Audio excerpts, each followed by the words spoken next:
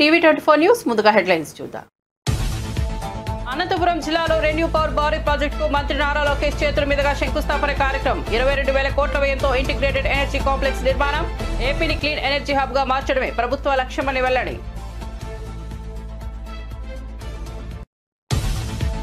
ఫైళ్ల clearance కి మంత్రులు డబ్బులు తీసుకుంటారని కొండా సురేఖ వ్యాఖ్య. వరంగల్లో ప్రభుత్వ బాలికల జూనియర్ కాలేజీ శంకుస్థాపనలో ఈ వ్యాఖ్యలు. 4.5 కోట్లతో కాలేజీ బోర్డు నిర్మాణానికి కంపెనీ ముందుకు వచ్చిందని సురేష.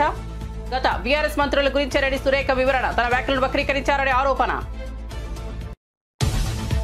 ఆపరేషన్ సింధు ట్రైలర్ అయిన రాజ్నాథ్ సింగ్ సమయం వచ్చినప్పుడు పూర్తి సినిమా చూపిస్తామని వ్యాఖ్య. ఉగ్రవాదాన్ని పెంచి పోషిస్తే పాక్ తగిన బుద్ధి చెబుతామని హెచ్చరిక. బ్రహ్మోస్ టిఫిన్ దెబ్బకు పాక్ దిగొచ్చిందన్న రక్షణ మంత్రి. 23 నిమిషాల్లోనే పాక్ లో ఉగ్ర ముక్కలకు దెబ్బతీస్తామని వెల్లడి.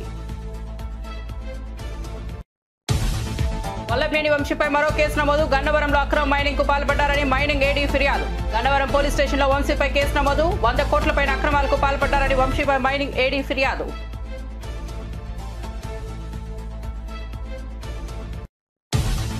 తిరుమల శ్రీవారికి సంజీవ్ గోయంక భారీ విరాళం. 7 కోట్ల విలువైన బంగారు ఆభరణాలు స్వామివారికి విరాళం. దాదాపు 5 కిలోల బంగారంతో చేయించినప్పటి కటి హస్తం వరద హస్తాలు. ఐపీఎల్లో లక్నో జట్టు యజమాని సంజీవ్ గోయంక. నష్టాలతో ముగిసిన భారత స్టాక్ మార్కెట్లు. ఇటీవల లాభాల నేపథ్యంలో మదుపరుల లాభాల స్వీకరణ. సెన్సెక్స్ 200, నిఫ్టీ 42 పాయింట్ల నష్టం. మెరుగ్గా రాణించిన స్మాల్ మిడ్ క్యాప్ షేర్లు. అమెరికా డాలర్తో పోలిస్తే స్వల్పంగా పెరిగిన రూపాయి విలువ. ఇక వార్త వివరాల్లోకి వెళ్తే ఆంధ్రప్రదేశ్ ను పునరుత్పాదక ఇంధన రంగంలో అగ్రగామిగా నిలపాలన్న లక్ష్యంతో ప్రభుత్వం కీలక అడుగులు వేస్తోంది. ఇందులో భాగంగా అనంతపురం జిల్లా గుంతకల్ నియోజకవర్గం వేతపల్లి గ్రామంలో రెన్యూ పవర్ సంస్థ ఏర్పాటు చేయనున్న 22,000 కోట్ల విలువైన భారీ హైబ్రిడ్ ఇంటిగ్రేటెడ్ ప్రాజెక్టుకు రాష్ట్ర ఐటీ విద్యాశాఖల మంత్రి నారా లోకేష్ భూమి పూజ చేశారు. ఈ ప్రాజెక్టు ద్వారా రాష్ట్రంలో పారిశ్రామిక ప్రగతితో పాటు వేలాది మంది యువతకు ఉపాధి అవకాశాలు లభించనున్నాయి. ఈ సందర్భంగా జరిగిన సభలో మంత్రి నారా లోకేష్ మాట్లాడుతూ రెన్యూ పవర్ ప్రాజెక్టుకు మనం వేస్తున్న పునాది రాయి భారతదేశ క్లీన్ ఎనర్జీ విప్లవానికి పునాది రాయి వంటిదే. 22,000 కోట్ల పెట్టుబడితో రూపుదిద్దుకున్న ఈ ప్రాజెక్టు కేవలం గ్రిడ్లకు శక్తినివ్వడమే కాకుండా నిరుద్యోగ యువత ఆశయాలకు ఊతమిస్తుందని పేర్కొన్నారు. And all these investments are coming predominantly to the Rayalaseema region of our Andhra Pradesh. These are not just investments, they are endorsements of trust, vision and an Andhra Pradesh that is open for green business. The Anantapur Renewable Energy Complex will rise in 2 powerful phases. Phase 1, 587 megawatts of solar energy, 250 megawatts of wind and 415 megawatts of battery energy storage system. A total investment of 7,000 crores will be deployed by Renew Energy. And combining with phase 2, a total 1,800 megawatts of solar, 1 gigawatt of wind, 2,000 megawatts of battery energy storage systems with a total investment of 22,000 crores will only come to the Rayalaseema region of Andhra Pradesh. This complex is more than generating power. It will generate livelihoods, empower communities and energize our economy. After a 5-year lull, Andhra Pradesh is witnessing a green renaissance. A return of renewable energy majors like Renew sends a loud and clear message that this is the decade of Andhra Pradesh. This is the dawn of clean Pradesh. Let us not forget, Renew was one of the largest renewable energy investor in Andhra Pradesh before 2019. Despite the challenges of the past, they are back not just with investment but with conviction. Because when policies are strong, confidence returns, and when leadership is visionary, growth is inevitable. Mr. Sinhaji, your belief in our state and its future is really inspiring. Your return is not just a partnership, it is a reunion of vision and values. I was sitting next to Sinhaji. He was explaining various other projects as a group they want to undertake. I told him only one thing: give Andhra Pradesh the first opportunity and we will deliver on the speed of doing business, and we will ensure that you will call Andhra Pradesh and Rayalaseema your home soon. To all the government officials and the partners who made today possible, thank you very much for being the wind beneath Andhra Pradesh's green wings. We are not just laying concrete here, we are laying a vision of cleaner, greener and greater Andhra Pradesh. I would request all my cabinet colleagues, MLAs, MPs, NETCAP and all concerned district officials to extend all support to such projects and ensure that they have absolutely zero difficulty. The collector is also here. He has to take up the responsibility and lead from the front. The Honorable Energy Minister is also here. Any support that is required, we are more than willing to extend. Every step taken today to support investors during project execution will go a long way in establishing us as a leading state in renewable energy deployment and a hub for clean energy. Together, let us rise. Operation Sindoor ఇంకా ముగిసిపోలేదని ప్రపంచం ఇప్పటివరకు చూసింది కేవలం ఒక trailer మాత్రమేనని సరైన సమయం వచ్చినప్పుడు భారత సాయుధ దళాలు పూర్తి సినిమా చూపిస్తాయని రక్షణ మంత్రి రాజ్నాథ్ సింగ్ సంచలన వ్యాఖ్యలు చేశారు. పాకిస్తాన్ ఉగ్రవాద చర్యలను ప్రోత్సహిస్తున్న తీరుపై ఆయన తీవ్ర స్థాయిలో విరుచుకుపడ్డారు. గుజరాత్లోని భుజ్లో ఉన్న భారత వైమానిక దళ స్థావరంలో శుక్రవారం ఎయిర్ వారియర్స్ భద్రతా దళాలను ఉద్దేశించి రాజ్నాథ్ సింగ్ ప్రసంగించారు. ఆపరేషన్ సింధూర్ ఇంకా ముగియలేదు, అందరూ ఇప్పటిదాకా చూసింది ఒక ట్రైలర్ మాత్రమేనని చెప్పారు. पाकिस्तान की सरजमी पर पल रहे आतंक के अजगर को कुचलने के लिए, और वह आपने करके दिखाया है।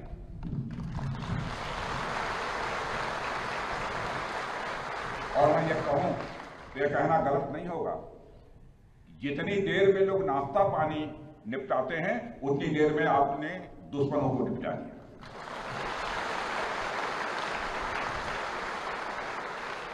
आपने दुश्मनों की जमीन पर जाकर आपने मिसाइलें गिराई है। उसकी गूंज केवल भारत की सीमाओं तक ही सीमित नहीं रही है, बल्कि सारी दुनिया ने सुना है मेरे दोस्तों, सारी दुनिया ने सुना। और वास्तव में वह गूंज सिर्फ मिसाइल्स की ही नहीं थी, वह गूंज थी आपके शौर्य की और भारत के सेना के जवानों के पराक्रम।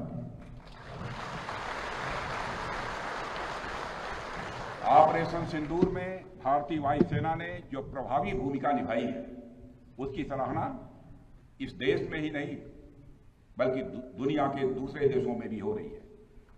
आपके इस ऑपरेशन में न केवल दुश्मनों को डोमिनेट किया है आपने, बल्कि उन्हें डेसिमेट करने में भी कामयाबी हासिल की है। आतंकवाद के खिलाफ चलाए गए इस अभियान को नेतृत्व हमारी एयरफोर्स ने किया, और हमारी एयरफोर्स एक ऐसी स्काई फोर्स है जिसने अपने शौर्य, पराक्रम और प्रताप से आसमान की नई और बुलंद ऊंचाइयों को भी छू लिया है। मैं chief air marshal AP Singh को भी इसके लिए मैं बधाई देना चाहता हूं, उनके पूरे ऑफिसर्स, उनके पूरे टीम, उनके सारे जवानों को भी मैं बधाई देता हूं।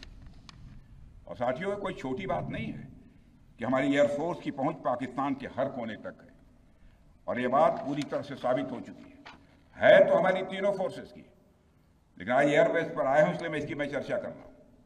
और आज स्थिति यह है कि भारत के फाइटर प्लेन बिना सरहद पार किए ही यहीं से उनके हर कोने तक सीधा प्रहार करने में पूरी तरह से सक्षम है। और पूरी दुनिया ने देख लिया है कि कैसे आपने पाकिस्तान की धरती पर मौजूद आतंकवाद के 9 ठिकानों को ध्वस्त कर दिया। बाद में की गई कार्रवाई में उनके अनेक एयरबेस भी तबाह कर दी है। ऑपरेशन सिंदूर के दौरान इंडियन एयरफोर्स ने केवल पराक्रम ही नहीं दिखाया है, बल्कि पूरी दुनिया के सामने प्रमाण भी दिया है। प्रमाण इस बात का తిరుమల శ్రీవారికి ప్రముఖ వ్యాపారవేత్త IPL franchise Lucknow super giants యజమాని సంజీవ్ గోయంకా భారీ విరాళం అందజేశారు. 7 కోట్ల విలువైన బంగారు ఆభరణాలను స్వామివారికి బహూకరించారు. దాదాపు 5 కిలోల బంగారంతో చేయించిన కటిహస్తం, వరద హస్తాలను టీటీడీ అదనపు ఈవో వెంకయ్య చౌదరికి అందించారు. ఇక ఐపీఎల్లో ఎల్ఎస్జీ ఫ్రాంచైజ్ ఓనర్ అయిన గోయంకా గతేడాది నుంచి మేఘమేళంలో రిషబ్ పంత్ను ఐపీఎల్ చరిత్రలోనే అత్యధికంగా 27 కోట్లకు కొనుగోలు చేసి రికార్డు సృష్టించిన విషయం తెలిసిందే. కానీ ఈ సీజన్లో పంత్ అందుకు తగ్గ ప్రదర్శన చేయలేక చతికిలబడ్డారు.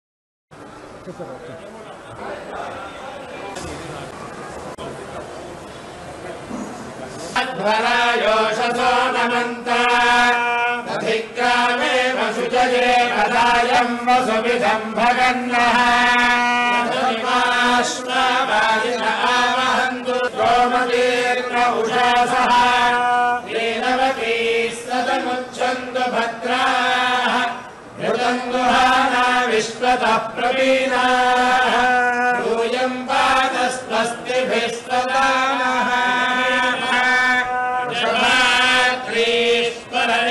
दैवतन्नः फणिशैलाधिपरेव दैवतन्नः भगवान् वेङ्कटदेव दैवतन्नः श्री श्रीनिवासः परदैवतन्नः श्री श्रीनिवासः परबन्धनन्नः श्री श्रीनिवासः कुलदैवतन्नः श्री श्रीनिवासः परभागजन्नः पत्राब्जे भाग्यलक्ष्मीः करतलकमले सर्वदा दानलक्ष्मीः सौर्दम्ये भूतकारुण्यलक्ष्मीः हठाग्रे शौर्यलक्ष्मीः निखिलगुणगणारम्भरे कीर्तिलक्ष्मीः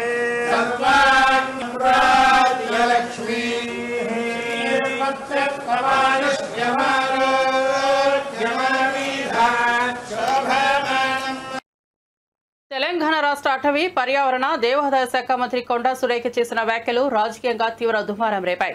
ఫైల్ క్లియరెన్స్ కోసం మంత్రులు డబ్బులు తీసుకుంటున్నారంటూ ఆమె చేసిన వ్యాఖ్యలు వివాదాస్పదమయ్యాయి. గురువారం వరంగల్లో ప్రభుత్వ బాలికల జూనియర్ కళాశాల భవన నిర్మాణానికి మంత్రి కొండా సురేఖ శంకుస్థాపన చేశారు. ఈ సందర్భంగా మాట్లాడుతూ, నేను అటవీ శాఖ మంత్రిగా ఉన్నందున కొన్ని కంపెనీలు ఫైల్ క్లియరెన్స్ కోసం నా వద్దకు వస్తుంటాయి.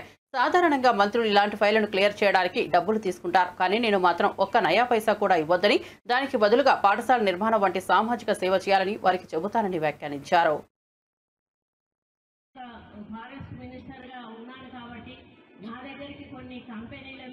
క్లియరెన్స్ కోసం అని చెప్పి ఫైల్స్ వస్తూ ఉంటాయి. మామూలుగా మంత్రులు అట్లాంటి ఫైల్, నేను ఒక ఫారెస్ట్ మినిస్టర్ గా ఉన్నాను కాబట్టి నా దగ్గరికి కొన్ని కంపెనీలవి క్లియరెన్స్ కోసం అని చెప్పి ఫైల్స్ వస్తూ ఉంటాయి.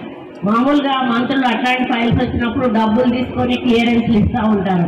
నేనన్నా మాకు ఒక నయా పైసా మీరు ఇవ్వాల్సిన అవసరం లేదు, మీరు సమాజ సేవ చేయండి, మా స్కూల్ ఒకటి డెవలప్ చేయండి, మా పేరు మీద అది మీ పేరు గుర్తుండిపోతుంది అని చెప్పినప్పుడు వాళ్ళు మేము పై వాళ్ళతో మాట్లాడాలి మేడం, మా చేతుల్లో లేదు అని సదానంద రెడ్డి. నేను ఒక చిన్న మాట, అది నేను జనరల్ గా వాడినటువంటి మాటను దాన్ని కాంగ్రెస్ వాళ్ళకి ఆపాదిస్తున్నాను. నేను కాంగ్రెస్ మంత్రులు అనేటువంటి మాట ఇక్కడ కూడా మాట్లాడు, జనరల్ గా మంత్రులు అనేటువంటి మాట మాట్లాడు, అందరూ అని కూడా మాట్లాడలేదు, జనరల్ గా మంత్రులు అని మాట్లాడిన దాన్ని ఎవరి ఆలోచనను బట్టి వాళ్ళు దాన్ని అర్థం తీసుకోవచ్చు. అంటే ఇక్కడ టిఆర్ఎస్ వాళ్ళ మైండ్ బట్టి వాళ్ళు దాన్ని అర్థం చేసుకొని నేనేదో తప్పు మాట్లాడినా, మా మంత్రులు అవినీతి చేస్తా ఉన్నారు అనే పద్ధతిలో నేను మాట్లాడినా అని చెప్పి ట్రోలింగ్ చేయడం చాలా బాధాకరం. వెంటనే దాన్ని ఆపాల్సిన అవసరం ఉన్నది, లేకపోతే నేను సైబర్ క్రైమ్ వాళ్ళకి తప్పకుండా నేను కంప్లైంట్ ఇస్తాను. నేను ఒక ఫారెస్ట్ మినిస్టర్ గా ఉన్నాను కాబట్టి. వైసీపీ నేత గండవరం మాజీ ఎమ్మెల్యే వల్లభనేని వంశీపై మరో కేసు నమోదైంది. గండవరం నియోజకవర్గంలో జరిగిన మైనింగ్ అక్రమాలపై గనుల శాఖ ఏడీ గన్నవరం పోలీస్ స్టేషన్లో ఆయనపై ఫిర్యాదు చేశారు. ఇందుకు సంబంధించిన అక్రమ త్రవ్వకాలపై నివేదికను పోలీసులకు సమర్పించారు. 2019 నుంచి 24 సమయంలో వంశీ ఆయన వర్గం అక్రమార్కులపై పాల్పడినట్లు నివేదికలో పేర్కొన్నారు. 100 కోట్లపైన అక్రమార్కులకు పాల్పడ్డారని వంశీపై మైనింగ్ ఏడీ ఫిర్యాదు చేశారు. దీంతో గన్నవరం పోలీసులు వంశీపై కేసు నమోదు చేశారు. దీనిపైన పీటీ వారెంట్ కోర్టులో దాఖలు చేయాలని పోలీసులు నిర్ణయించారు. ఇక ఇప్పటికే ఆయన వివిధ కేసుల్లో అరెస్ట్ అయి జైల్లో ఉన్న విషయం తెలిసిందే.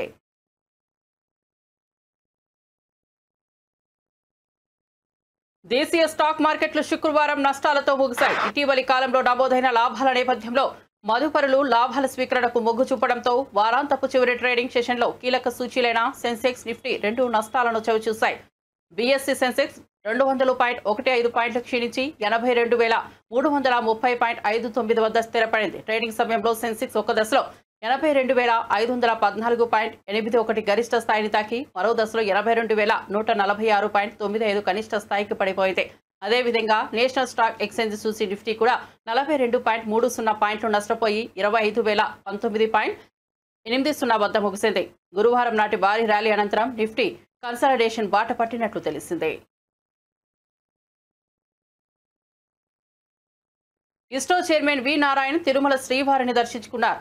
ఉదయం ప్రత్యేక దర్శన టికెట్ల ద్వారా స్వామివారిని దర్శించుకున్న ఆయన శ్రీవారి దర్శనంతో ఆనందంగా ఉన్నారని పేర్కొన్నారు.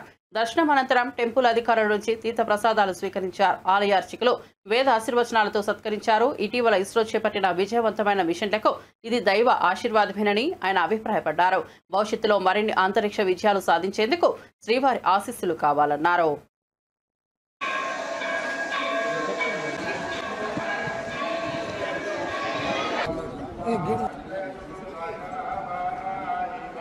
मीटिंग है सर गलत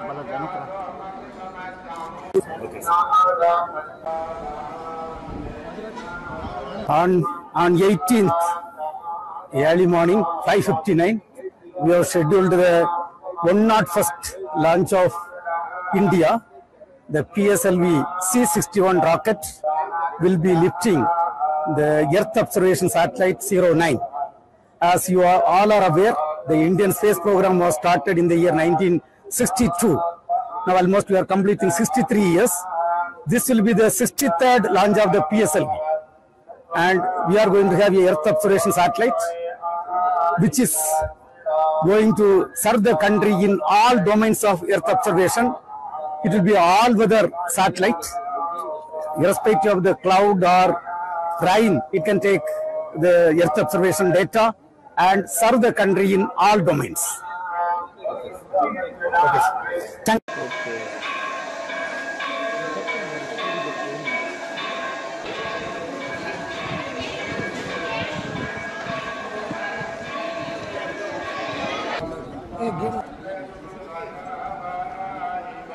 मीटिंग है వైఎస్ జగన్ ముఖ్యమంత్రిగా ఉన్న సమయంలో విద్యారంగంలో అమలు చేసిన సంస్కరణలను చంద్రబాబు ప్రభుత్వం ధ్వంసం చేస్తోందని ఎమ్మెల్సీ కల్పలతారెడ్డి ఆరోపించారు. టీచర్లకు ప్రమోషన్లు కల్పించిన పద్ధతిని రద్దు చేస్తూ కొత్తగా 9 రకాల స్కూళ్ల వ్యవస్థను ప్రవేశపెట్టడం గందరగోళానికి దారితీస్తోందని అన్నారు. ఈ నిర్ణయం వల్ల దాదాపు 10,000 మంది ఉపాధ్యాయులకు డిమోషన్లు రావచ్చని చెప్పారు. ఒకవైపు ఉపాధ్యాయులను సర్ప్లస్ గా ప్రకటిస్తూ మరోవైపు డిఎస్సీ మోసం చేయడాన్ని తీవ్రంగా విమర్శించారు. విద్యార్థులకు నాణ్యమైన విద్య అందించాలంటే సబ్జెక్ట్ టీచర్ల సేవలు అవసరమని అన్నారు. విద్యా వ్యవస్థను నాశనం చేయవద్దని ఆమె హెచ్చరించారు. మరియు విద్యా భవన్లు ముట్టడించడం, ధర్నాలు చేయడం జరుగుతుంది. ఇక్కడ ఉపాధ్యాయులు వారికి రావాల్సిన డిఏలు అడగట్లేదు, వారికి రావాల్సిన పిఆర్సీ కమిటీలు అడగట్లేదు, వారికి రావాల్సిన ఐఆర్ అడగట్లేదు. కేవలం విద్యారంగాన్ని బతికించండి అని మాత్రమే వాళ్ళు కోరుతున్నారు. అదేవిధంగా ఈరోజు ఎందుకంటే ప్రైమరీ స్కూల్స్ ను స్ట్రెంథైన్ చేయాలని ఒక ఉద్దేశంతోనే ఉపాధ్యాయులు పోరాటం చేయడం జరుగుతోంది. అలాగే ప్రభుత్వ పాఠశాలను బతికించాలని ఒక ఆలోచనతోనే ఉపాధ్యాయులందరూ కూడా ఈరోజు ధర్నా బాటపడి నిన్న మొన్న ధర్నాలు చేయడం జరిగింది. ఈ ప్రభుత్వం వచ్చి రాగానే ఎందుకు అంత అగ్రెసివ్ గా 117 జీవోను రద్దు చేయాలి, అలాగే టీచర్స్ ట్రాన్స్ఫర్స్ చట్టం తేవాలి అని ఇంత హడావిడి ఎందుకు చేస్తుందో, ఇంత కన్ఫ్యూజన్ ఎందుకు చేస్తుందో అర్థం కాని పరిస్థితి ఈరోజు టీచర్స్ లో ఏర్పడింది. అలాగే విద్యార్థి తల్లిదండ్రులలో కూడా ఏర్పడిన విషయం మనందరం కూడా గమనిస్తాం. మార్పులు చేయండి, క్రమంగా మార్పులు చేయాలి. ఈరోజు 117 జీవోను రద్దు చేస్తామని చెప్పి 110 జీవోకు బదులుగా 19, 20, 21 జీవోలు తీసుకురావడం జరిగింది. నిజంగా మేము వాళ్ళు గతంలో ఏం చెప్పారు, ప్రైమరీ స్కూల్స్ బతికిస్తాము, ప్రైమరీ స్కూల్ స్ట్రెంథైన్ చేయడానికి మేము 117 జీవోను రద్దు చేస్తామని చెప్పి ఈరోజు 19, 20, 21 జీవోను తీసుకురావడం జరిగింది. మీరు గమనిస్తే 19, 20, 21 జీవోలో ప్రైమరీ స్కూల్స్ ఉంటున్నాయా, ప్రైమరీ స్కూల్స్ ఉండే పరిస్థితి ఉందా? ఈ రోజు 19, 20, 21 జీవోలు తీసుకొచ్చి 9 రకాల స్కూల్స్ ను ఈ రోజు తీసుకురావడం జరిగింది. అదే గత ప్రభుత్వంలో 6 స్కూల్స్ ఉంటేనే మేము 4 స్కూల్స్ తెస్తామని చెప్పడం జరిగి ఈ రోజు అదనంగా 6కు 3 స్కూళ్లు యాడ్ చేసి 9 స్కూల్స్ తీసుకొచ్చారు. 9 స్కూల్స్ కూడా ఈ రోజు కరెక్ట్ గా ఒక నామ్స్ ప్రకారం వాటిని ఫామ్ చేయలేదు. ఎందుకు ఈ విషయం నేను చెప్తున్నానంటే ఇక్కడ పీపుల్ టీచర్ రేషియో కూడా గమనిస్తే ఒక్కొక్క స్కూల్కు ఒక రకమైన పీపుల్ రేషియో తీసుకున్నారు. ఒక దాంట్లో 1:20, ఒక దాంట్లో 1:30, ఒక దాంట్లో 1:10, ఒక దాంట్లో 1:10 ఇలా తీసుకొని పోయి గ్రూప్ 1 పరీక్షల విషయంలో రాష్ట్ర ప్రభుత్వంపై నిరసన వ్యక్తం చేస్తున్న విద్యార్థుల ఆందోళనపై సీఎం రేవంత్ రెడ్డి ఒక్కసారి కూడా సమీక్ష చేయలేదని BRS MLA doctor Kalvakuntla Sanjay విమర్శించారు. పోటీ పరీక్షలు ఎలా జరుగుతున్నాయన్న అవగాహన రేవంత్ రెడ్డికి లేదని అన్నారు. ఎగ్జామ్లు రాసిన అనుభవం లేని వ్యక్తి ముఖ్యమంత్రిగా ఉన్నందువల్ల విద్యార్థుల సమస్యలను పట్టించుకోవడం లేదని ఆరోపించారు. గ్రూప్ పరీక్షలకు ఉండే ప్రాధాన్యతను ప్రభుత్వం నొసర వైపు చూసిందని, ఇది నిరుద్యోగ యువతలో తీవ్ర అసంతృప్తికి దారితీసిందని మండిపడ్డారు. విద్యార్థుల భవిష్యత్తులో ప్రభుత్వం ఆడుకుంటోందని ఆరోపించారు. విషయం ఏంది, ఈ కేసులు ఏంది, ఎందుకు జరుగుతూ ఉంది, అసలు ఈ గ్రూప్ 1 ఎగ్జామ్స్ మీద ఇంత రాద్ధాంతం జరుగుతూ ఉంటే ముఖ్యమంత్రి గారు ఇన్నిసార్లు మిస్ వరల్డ్ రివ్యూ మీటింగ్లు, ప్రపంచ సుందరులతో భోజనాలు ఇన్నిసార్లు చేసినారు. కానీ మరి ఇప్పటి వరకు 2 మంది విద్యార్థుల జీవితాలకు సంబంధించిన విషయం పైన, గ్రూప్ 1 ఎగ్జామ్స్ లో జరుగుతున్న రాద్ధాంతం పైన ఇప్పటి వరకు కనీసం ఒక రివ్యూ మీటింగ్ అన్న. నాకు ఏమనిపించిందంటే, మొన్న ఒక ఫోటో కనబడింది, మిస్ వరల్డ్ పోటీలకు పోయినారు, ఎంటైర్ క్యాబినెట్ ఒకటే టేబుల్ మీద కూర్చుంది. మొన్న మొత్తం క్యాబినెట్, ఉత్తమ్ కుమార్ రెడ్డి గారు కానివ్వండి, శ్రీధర్ బాబు గారు కానివ్వండి, ముఖ్యమంత్రి గారు కానివ్వండి.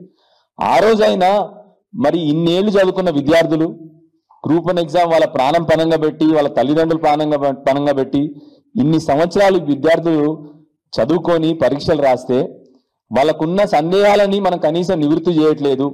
కనీసం ఒకసారి రివ్యూ మీటింగ్ పెట్టుకుందాము అని కూడా ముఖ్యమంత్రి గారికి ఆలోచన రాలేదు. ఏమన్నా అంటే, ఒకప్పుడు పరీక్షలు నోటిఫికేషన్లు పెట్టమని చెప్పి రోడ్డెక్కినారు విద్యార్థులు, ఇవాళ నోటిఫికేషన్లు వద్దు అని చెప్పేసి రోడ్డెక్కుతా ఉన్నారు. ఒకసారి నేను ముఖ్యమంత్రి గారిని అడగదలుచుకున్నాను, ముఖ్యమంత్రి గారు ఏ విద్యార్థులు ఇప్పుడు నోటిఫికేషన్ వద్దని చెప్పినారో మీరు దయచేసి మా అందరికి చెప్పాలి. ఇక నెక్స్ట్ మీ ముఖ్యమంత్రి గారు ఏమంటారంటే, రైతులందరినీ రైతు బంధు చేయొద్దని చెప్పి రోడ్డెక్కినారు, మహిళలను మాకు పెన్షన్ వద్దు అని రోడ్డెక్కుతా ఉన్నారు. ముఖ్యమంత్రి గారు రైతులు నాకు రుణమాఫీ వద్దు అని చెప్పి రోడ్డెక్కినారు అన్న మాటలు మాట్లాడతాడు ముఖ్యమంత్రి గారు. ఇప్పటి వరకు నాకు తెలిసి ఏ విద్యార్థో ఏ నిరుద్యోగో మాకు నోటిఫికేషన్లు వద్దు అని చెప్పి ఇప్పటి వరకు రోడ్డెక్కిన దాఖలాలు లేవు. ఈ ముఖ్యమంత్రి గారు ఆ మాటలు మాడుతూ ఉంటారు. అసలు ఎందుకు ఇన్ని ప్రాబ్లమ్స్ వస్తూ ఉన్నాయి? ఈ విద్యార్థులు అడిగిన సమస్యల్ని ఇప్పటి వరకు విద్యార్థులు కనీసం 2000 వాళ్ళ గ్రీవియన్సెస్ కానీ వాళ్ళ సందేహాలు కానీ గవర్నమెంట్కి రాసినారు. గ్రూప్ 1 విద్యార్థులందరూ ఇప్పటి వరకు ఆర్టీఐ నుంచి కానీ, గవర్నమెంట్ నుంచి కానీ, క్యాబినెట్ నుంచి కానీ ఇప్పటి వరకు ఒక్క రిప్లై రాలేదు. అప్పుడే వాళ్ళు మా దగ్గర రావడం జరిగింది. దాని గురించి కోర్టుకు వెళ్ళినారు. కానీ ఇప్పటి నుంచి గవర్నమెంట్ తరఫు నుంచి కోర్టు కూడా కొన్ని సందేహాలు లేవనెత్తింది. ఆ సందేహాలు కూడా గవర్నమెంట్ కనీసము.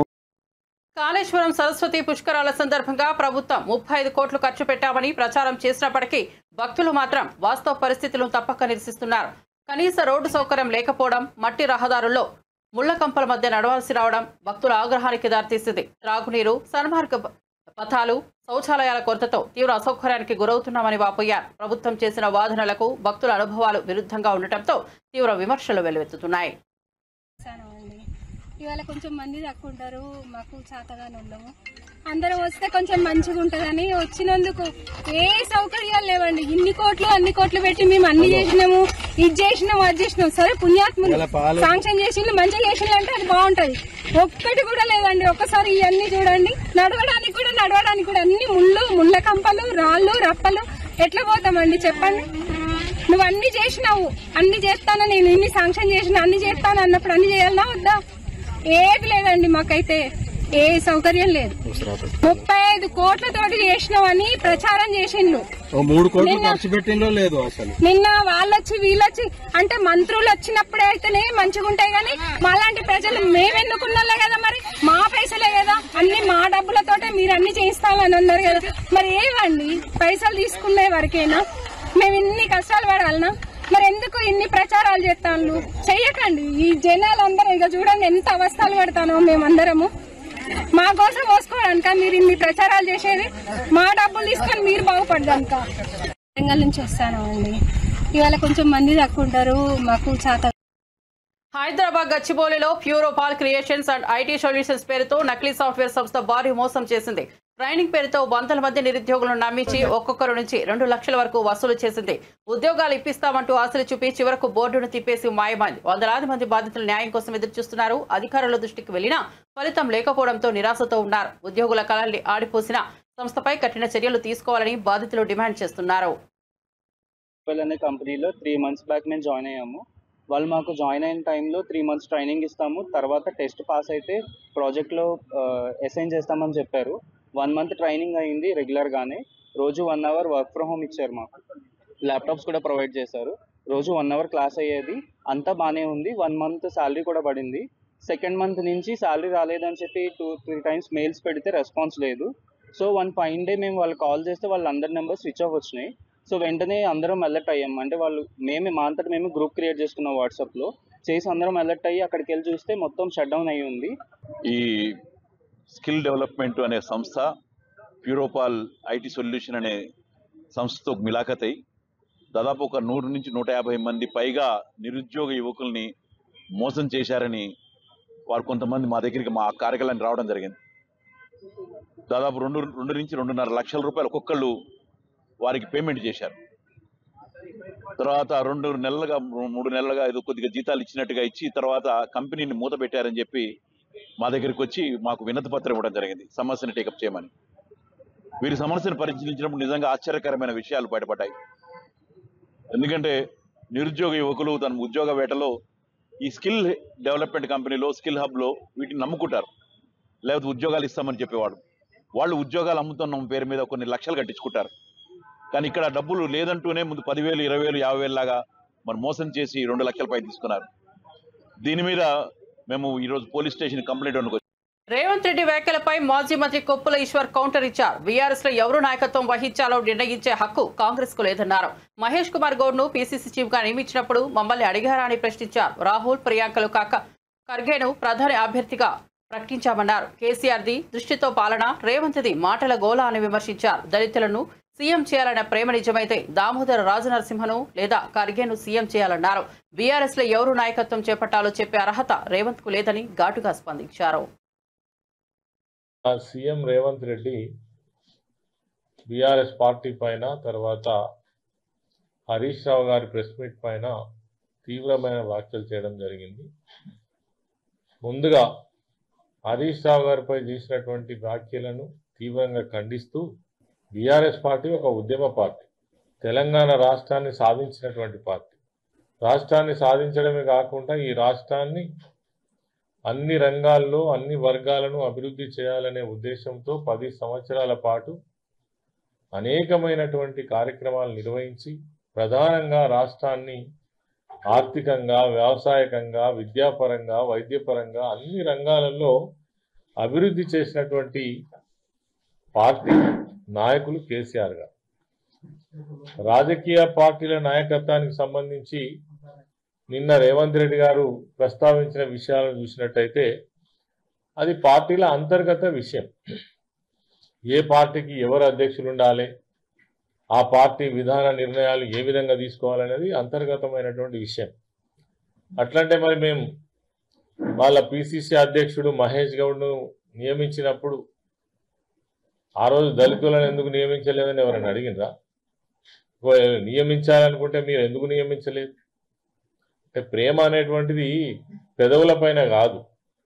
నిజంగా మీరు సామాజిక న్యాయం పాటించాలనుకుంటే మీ చర్యలలో, మీరు చేసేటువంటి కార్యక్రమాలలో చూపించాల్సినటువంటి అవసరం ఉందని ఈ సందర్భంగా నేను తెలియజేస్తా ఉన్నాను.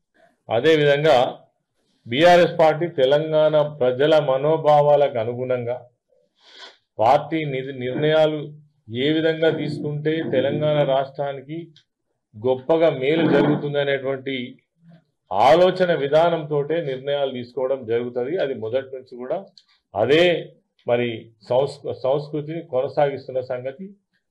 బులెటిన్ ముగించే ముందు హెడ్లైన్స్ మరోసారి చూద్దాం. అనంతపురం జిల్లాలో రెన్యూ పవర్ భారీ ప్రాజెక్టుకు మంత్రి నారా లోకేష్ చేతుల మీదుగా శంకుస్థాపన కార్యక్రమం. 22,000 కోట్ల వ్యయంతో ఇంటిగ్రేటెడ్ ఎనర్జీ కాంప్లెక్స్ నిర్మాణం. ఏపీని క్లీన్ ఎనర్జీ హబ్ గా మార్చడమే ప్రభుత్వ లక్ష్యమని వెల్లడి.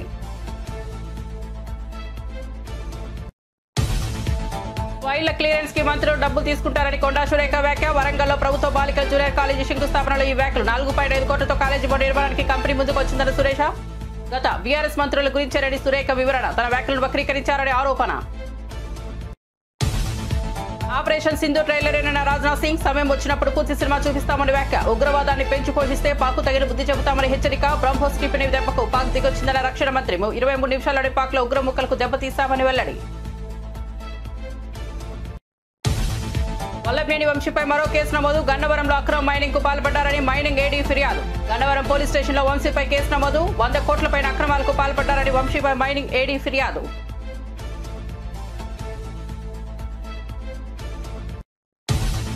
తిరుమల శ్రీవారికి సంజీవ్ గోయంక భారీ విరాళం. 7 కోట్ల విలువైన బంగారు ఆభరణాలు స్వామివారికి విరాళం. దాదాపు 5 కిలోల బంగారంతో చేయించినప్పటి కటిహస్తం వరద హస్తాలు. ఐపీఎల్లో లక్నో జట్టు యజమాని సంజీవ్ గోయంక.